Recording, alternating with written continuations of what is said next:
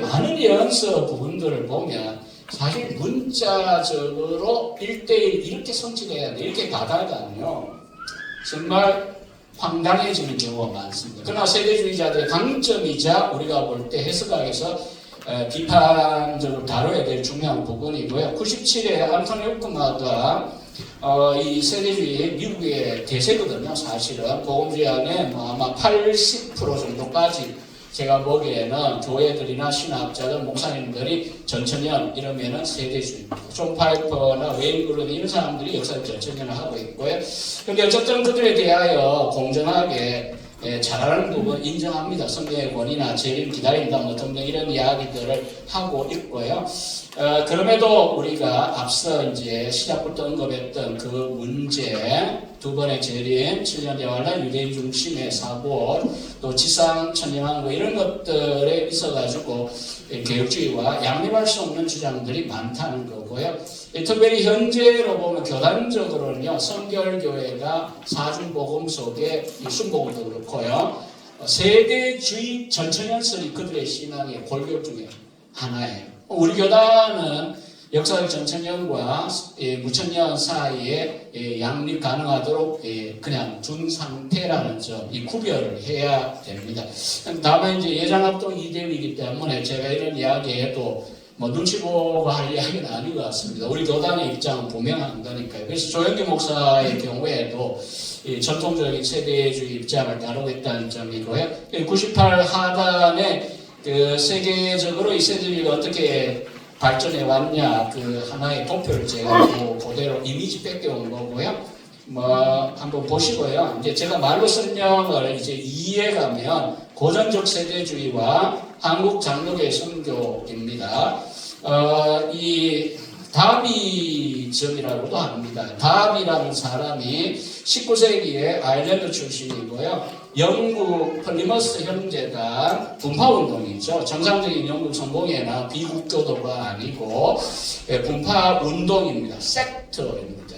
그래서 이분이 이제 리더고요. 목사라고 불러야 할지 모르겠는데 어쨌든 존 넬슨 다비 99페이지 1833년에 이들의 이제 수련회나 성경 사경이 할 거 아닙니까? 그 중에 이제 1833년이 중요해요. 세대주의를 이해하는데, 다비가 자기 형제단에게 사경회 하면서, 나 이제 다니엘 9장에 보면 70일에, 70 weeks라 그러죠. 70개의 주간. 합치면 79 by 7, 490일이라고 할 수도 있고요. 대체로 이제 490년, 그렇게 이제 연으로 이해하기도 합니다. 이 70일인데, 마지막 그 69일에와 마지막 70번째 일회 사이에 이제 뭐 적그리스도에 대한 언급도 있고 뭔가 이 땅이 황폐하되고 이런 이야기가 나옵니다. 그러면서 이제 뜬금없이 다비가 막 깨달았는데 69일에는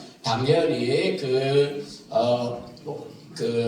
2500년 전에 이스라엘 유다 돌려보내면서 성전 지어라, 뭐 성을 지어라 이렇게 했던 그 칙령부터 시작해가지고 초림까지 올 수 있는데 마지막 70번째 일에는 연속성이 없이 갑자기 중간에 엄청난 시간 간격이 있고 최종 7년 대환란이라고 하는 말세의 시간이 될 것이다 라고 쭉 찢어가지고 69, 그 다음에 엄청난, 그러니까 지금까지 지금 2000년 간격을 두고 마지막 70번째 일에는 예수님이 비밀 공중 강림하시고 교회가 회복할 때 시작되는 7년 대환란이다.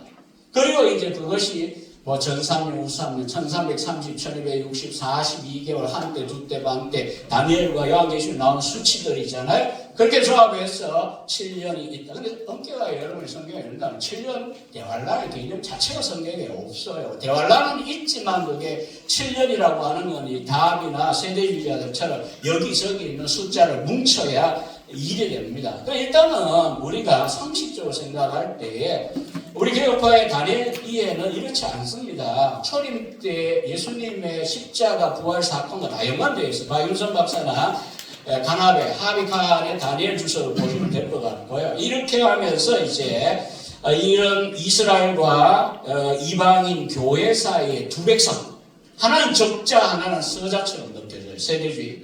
우리가 보고 있으면.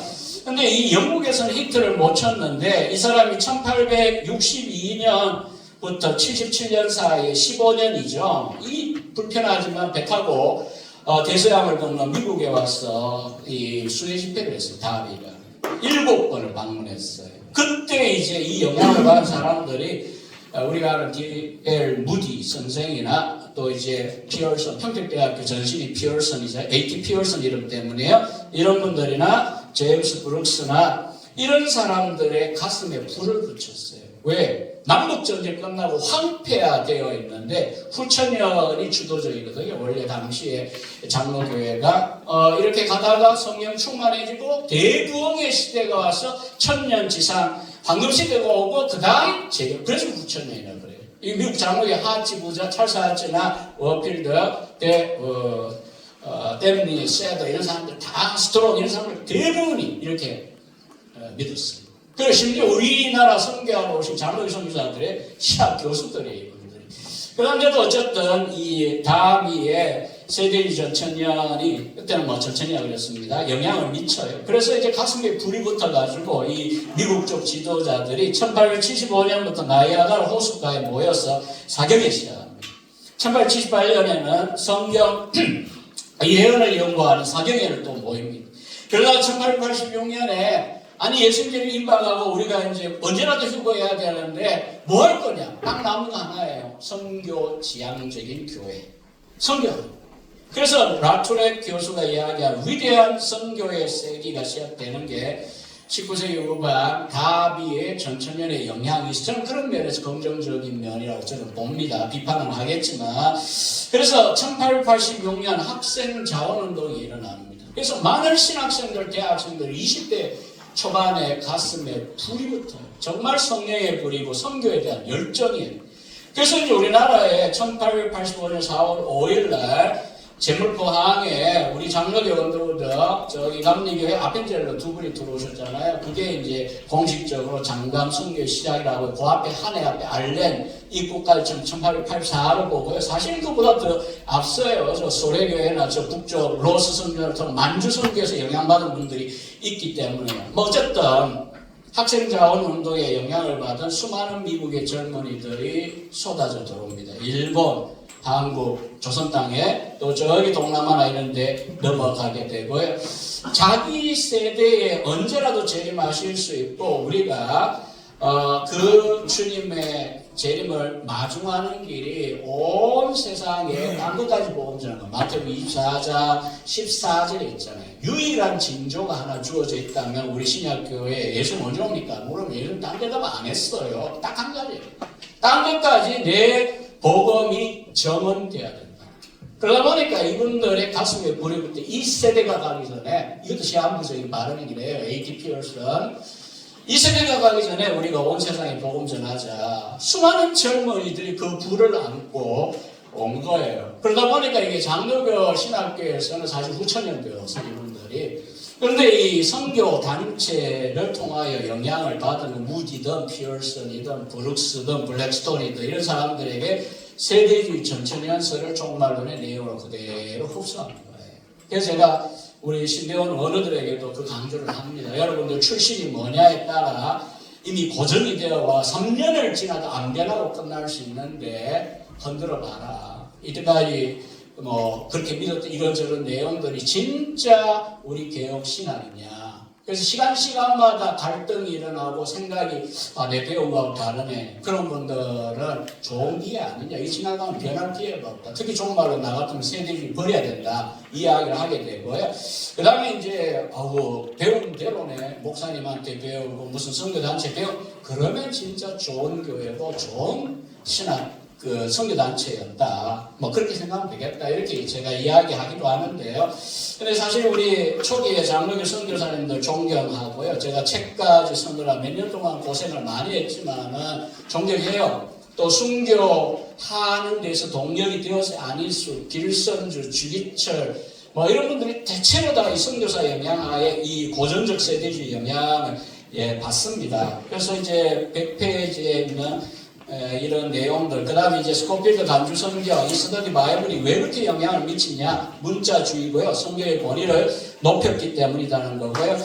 지금도 이제 미국의 대표로 1924년에 세워진 달라스 신학교, 1886년에 무디와 그의 조력자잖아요. 대천덕 신부, 성공이니까 신부를 아는데 그 할아버지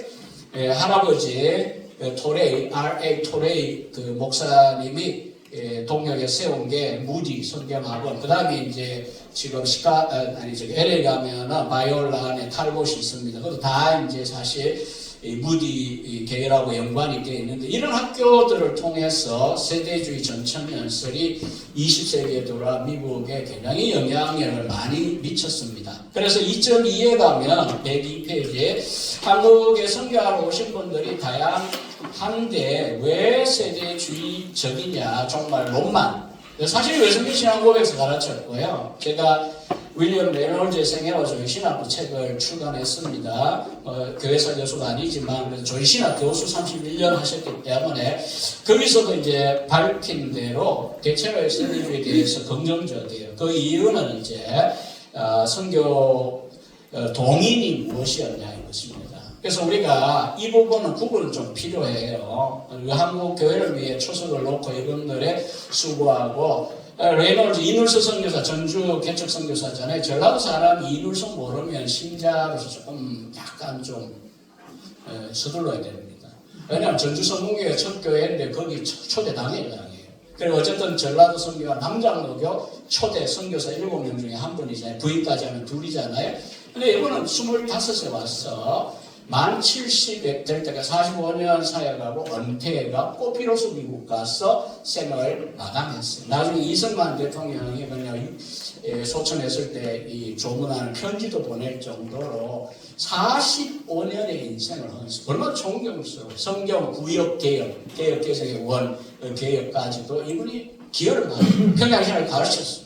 그 다음에 이제 전라도 선교였어요. 그런데 이런 분도 이제 결국은 세대주의 영향을 받는 이유는 선교사 수련회나 대회 때 젊은 나이에 거기에서 영향을 받았기 때문이다. 다만 이제 103년대로 가나베 하비칸의 말대로 일본보다는 그래도 우리 선교사들의 세대주의가 이 부드러운 형태이기 때문에 신자사한테 거부하는 게 사실 부끄러운 과거이긴 합니다만 1938년 총회 선교사들이 가장 앞장서 거부했어요. 그리고 박영용 박사 이런 분들, 그래서 저희는 직장도 있잖아요 사실.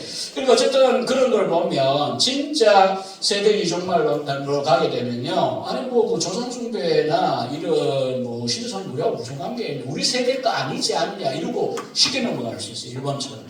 그러나 그건 아니었어요. 왜요? 요거 외에 신학을 연구해 보면 구원론이나 또 여러 가지 성경관이나 아주 철저해서 우리 선교사님들. 그러니까 약간 이제 장로교 신학에다가 선교단체 영향을 워낙 받다 보니 종말론적인 드라이브가 이렇게 세대주의로 걸렸다라고 하는 이런 점을 이제 제가 거기다가 밝혔고요.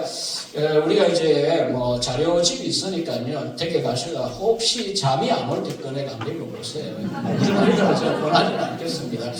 뭐 우리 신목사님, 신교수님 강의하면서 읽어보시고요. 괜히 심심하고 멍 때리고 유튜브 짤, 쇼츠 이런 거 보기 시작하는데요. 좀 읽어보세요. 그래서 그 2.3에 있는 우리나라 최초의 번역된 종말론 교과서가 윌리엄 블랙스톤, 미국의 세대주의 보고 평신도 책이에요. 사업가고 이스라엘을 위해 문자적으로 일했던 시오니스트인데 예수의 2013년 우리나라 인쇄가 잘 안 돼요. 요코하마에서 인쇄가 들어온 번역서예요. 게일 선교사가 번역했고 이창직 씨도. 그래서 여기 보면 일반 신자를 위한 거로서 세대주의 뭐 이중 재림이나 이런 종말론을 아주 잘 정리해가지고 소개했고요. 책도 안 나는 데다 보니까 이 책 외에 베이양 선교사 숭실 세우신 분이 또 번역한 그 브룩스의 책 22년에 나오는데 요런 몇 권 안 되는 교재가 한국 장로교 신학교육 받은 평양 장로 신학교 학생들 한 800~900명 뭐 다 친한 900명 정도까지도 나오는데 철저하게 이분들이 종말론적으로 영향을 받아요. 그래서 길선주 목사님 대표적으로 제가 또 분석을 해놨는데 말세야, 뭐 그분에게 폄하하거나 딴 거 아니에요. 다만 요 부분만큼은 해방되고 난 다음에 우리 박영경, 박일선 박사 다 이분 제자들이고 그렇잖아요. 그렇지만 우리가 이제 독립적으로 신학 교육을 할 수 있는 시대가 되어서 우리들은 이 번세하게 복잡하게 말하는 이 전천연설 세대지 말고 역사적으로 초대 교부들 때부터 있었던 예수님 한번 오시고 박해도 물론 있고 적그리스도 나타날 거고요. 마지막 때에 우리 정확하게 어느 때다 누구다 말하는 거 끝나봐야 알겠지만 어쨌든 심판이 있고 부활이 있고 그 다음 천양국이 있고 요까지 이제 역사적 전천연이잖아요. 그렇게 교정을 이미 했기 때문에 그런 점에서 우리와 다르다 초기의 입장. 근데 왜 다르냐를 제가 구체적으로 제 책에 보면 그 역사적인 자료들을 농구해 놓은 거고요. 그 다음에 이제 넘어가면 이 세대주의 시간이 다 되는 걸 제가 보고 있습니다.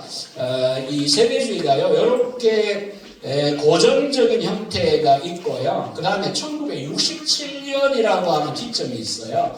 1833 중요하다 했잖아요. 왜냐하면 두 번 재림이 성경에 없는데 두 번 재림과 7년 대환란이라고 하는 거를 역사 가운데 이제 도입을 했던 다비의 그 해잖아요. 그 다음에 이제 1967년은 수정된 세대주의입니다. 달라스신학교가 지금도 세대주의의 사령부와 같아요. 무디 바이블 인스티튜트하고요. 시카고에 있는. 그래서 이제 왈브어드나 라이디나 펜티코스트 같은 이제 그 앞에 세대에게서 배운 분들이죠. 이분들이 스코필드 관주 성경을 개정을 하게 됩니다. 7세대 이론 그대로 따르고요. 이중재림 대환란 교회 이론은 그대로 따라요. 다만 이제 어쨌든 교회를 뭔가 좀 배려해야 되는데 왜 이스라엘만 적자고 교회는 무슨 서자, 홍길동 비슷하게 이렇게 주장할 수밖에 없는데 그 고정적 세대주의를 조금 노력은 했어요. 그러나 거의 유사하기 때문에 이 두 가지를 뭉쳐가지고 전통적 세대주의라고 불러요. 우리 조영기 목사를 비롯한 우리 한국의 대부분의 세대주의 정말 정동수 씨도 그렇고요.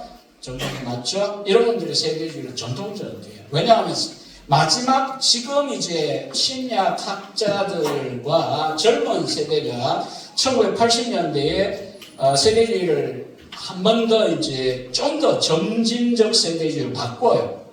앞에 있는 선생님들의 제자들입니다.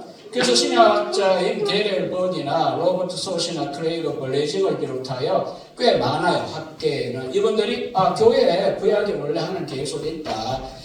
그리고 이제 물론 이스라엘 중요하고 문자적으로 그들을 위한 언약이지만 교회가 영적으로 참여하는 문제 등도 해야 된다. 그리고 7세대 너무 많다. 4세대론으로 115페이지 보면 바꾸었고요. 어쨌든 구약과 신약의 연속성 이방인 교회와 이스라엘 교회 사이에 어떤 연관성을 찾으려고 애를 많이 써요. 그 이유 중에 대표적인 게 116에 있는 대로 조지 엘던 레드라고 하는 풀러의 신약학자의 이미와 아직 아니라고 하는 역사적 전천량 하나님 나라 신학을 언약 신학을 수용을 해요. 그랬더니 이제 선생님들은 난리가 났죠. 수정된 세대주의의 대표자들은 너희가 무슨 세대주의냐 그러고다 했을 때 아닙니다. 우리는 선생님들이 문자적 해석을 말했는데 그걸 우리가 철저하게 수용을 해보니까 이렇게 되었습니다. 그리고 종말론 프로그램은 지금 점진적 세대주의도 다르지 않아요. 예수님의 두 번 재림, 7년 대환란, 유대인 중심의 천년 등등 이런 요소들이 그대로 남아 있습니다. 그래서 결론입니다. 시간이 됐기 때문에 결론에도 제가 정중하게 최대한 설교를 했습니다. 교단 안에 적지 않은 세대주의 다른 분도 있기 때문에 어쨌든 지금 이 시점에서 세대주의라고 하는 거 성경에 대한 존중이나 육체적 재림에 대한 강조를 해주는 것에 대해 우리는 기꺼이 동료로서 인정하고요. 또 선교의 동인 되었던 점도 인정하고요. 또 환란과 박해 중에 있을 때 버틸 수 있는 게 곧 오신다 라고 하는 임박한 재림에 대한 신앙이 안희숙 여사도 또 우리 옥주의 길선 주기철 목사도 최건원 목사도 견디게 했다는 점을 부정하지 않습니다. 긍정해야 되고요. 다만 이제 성경에 과연 종말론의 프로그램이 이런 거냐 그렇지는 않습니다. 그 점에서 우리가 존경하고 감사하면서 그러나 요건 개혁주의 신학의 원리, 종말론과 맞지 않습니다. 라고 하면 그런 이제 두 번째 좀 불편하지만 이야기할 수밖에 없고요. 그래서 저는 우리 학생들에게는 학생들이기 때문에 단호하게 이야기합니다. 나는 세대주의 조언을 못 시킨다. 안 되면 나한테 와가지고 따지든지 나하고 이야기해라. 그 다음에 이제 상담을 좀 하자. 그리고 뭐 역사적 전천년이나 무천년을 이야기하면 나는 절대 점수 차이 안 준다. 만약 잘 쓴다면 역사적 전천년이든 관계없다. 그거는 양심에 따라 해라. 앞서 우리의 전통 안에 용납이 가능한 게 다만 이제 세대주의로 가면 성의 해석하기 달라요. 문자주의로만 가면 안 되거든요. 네, 문자도 있지만 창세기 같은 게 제가 언급한 이유 때문에요. 시도 있고 지혜서도 있고 다양하게 있으면 그 장르에 맞는 해석하기라는 게 있는 거고요. 복음서 비교 해석가 따로 있는 거고요. 또 게다가 이제 종말에 대한 프로그램만 아니라 결국 성경 전체를 비틀게 만든다. 해석하기. 또 한 가지는 우리 칼빈주의 할 때, 개혁주의 할 때 다 동의는 안 하지만 불타 없어질 세상 한편은 맞는데 문화변혁적인 사고 이것도 이제 우리 칼빈주의 하나의 축이에요. 우리 각자의 삶의 영역에서 선교자가 되자. 이것도 굉장히 중요한 건데 세대주의를 따라가면 문자적으로 그냥 선교와 전도에 올인하는 것 외에 재림을 대비하는 다른 길이 없는 것처럼. 이거는 명백히 우리로서 또 교단 신학자로서 제가 반대하고 교정할 수밖에 없습니다. 두서없이 말이 죄송하고 이상하겠습니다. 감사합니다.